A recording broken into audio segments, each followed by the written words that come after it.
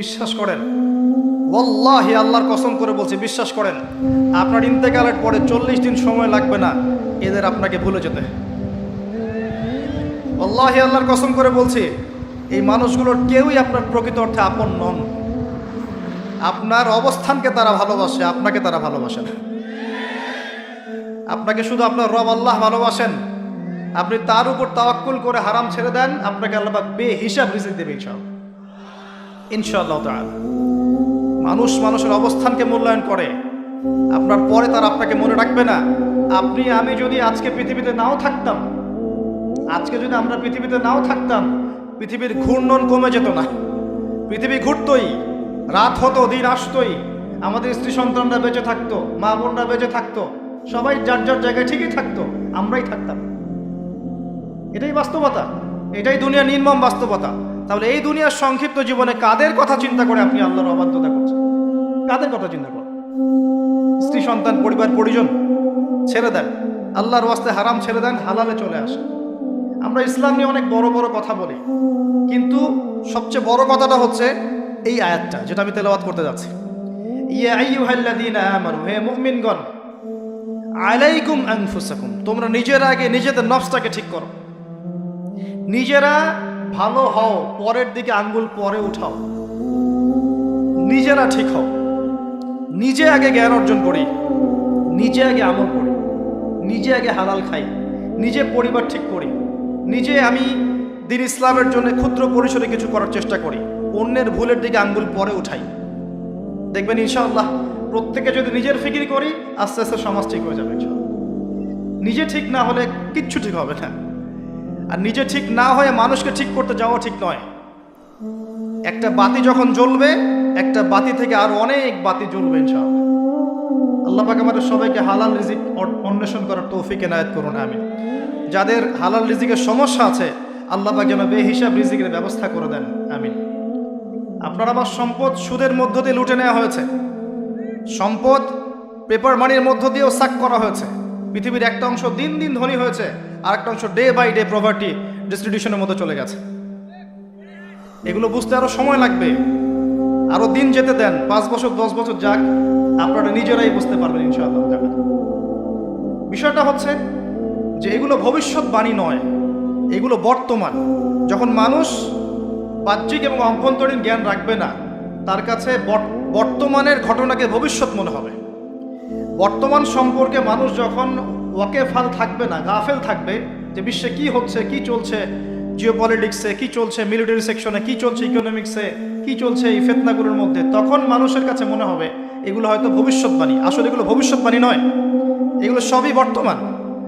বর্তমান সম্পর্কে আপনি অজ্ঞ বলেই, বা আপনি জ্ঞান অর্জন করার ফিকির নেই বলেই আপনার কাছে এগুলোকে ভবিষ্যৎবাণী মনে হচ্ছে। আপনি 2 চোখ খোলেন, খিদিরের মতো হন আলাইহিস সালাম, আপনি দেখবেন সবকিছু আপনার কাছে স্পষ্ট হয়ে যাবে ইনশাআল্লাহ। আমরা এমন একটা সময় বাস করছি যেখানে আখিরুজ্জামানের ম্যাক্সিমাম সাইনগুলো দেখা যাচ্ছে। ম্যাক্সিমাম ডে বাই ডে আপনি ধর্ষণের বৃদ্ধি দেখতে পারবেন, ডে বাই ডে আপনি জেনা বাড়বে দেখবেন, মাদকদ্রব্য মানুষ বেশি বেশি খাবে।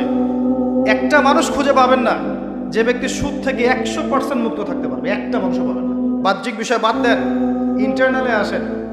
মনে করেন আমি একটা বাসায় ভাড়া থাকি, এখন বাসার মালিক লোন নিয়ে বাড়ি করেছে, আমার মতো আরো 10টা ভাড়াটিয়া আছে, সবার টাকা নিয়ে সে লোন শোধ করছে। পরোক্ষভাবে আমিও সুদ খাচ্ছি, এখানে আমিও সুদের সাথে সম্পৃক্ত আছি। এটা সেই জামানা, যে জামানা সম্পর্কে নবী সাল্লাল্লাহু আলাইহি ওয়াসাল্লাম বলেছিলেন যে ব্যক্তি সুদ থেকে দূরে থাকতে চাইবে, আখিরুজ্জামানে তার গায়েও সুদের ছিটাফোঁটা গিয়ে লাগবে, কেউ মুক্ত থাকতে পারবে। টপ টু বটম দেখবেন সুদি কারবারের সয়লা। আর কেন রাগ হচ্ছেন আমার সাথে?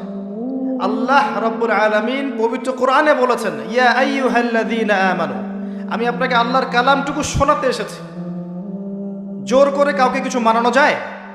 এটা ইসলাম শেখায়? ইসলাম তরবারির জোরে কোনো কিছুকে মানতে শেখায়? ইসলাম শুধু দাওয়াত দিতে শেখায়। ফাযাক্কির ইন্নামা আনতা মুযাক্কির, শুধু অনুবাদ করতে চাচ্ছি আল্লাহর কথা। যে কোনো আলেমের কাছে গিয়ে অনুবাদের সত্যতা যাচাই করে নিয়েন। আল্লাহ বলছেন, ইয়া আইয়ুহাল্লাযীনা আমানু, হে মুমিনগণ, ইত্তাকুল্লাহ, তোমরা আল্লাহকে ভয় করো। ওয়া যারু মা বাকিয়া মিনার রিবা, সুদগুলো ছেড়ে দাও, সুদের অবশিষ্ট অংশগুলো ছেড়ে দাও।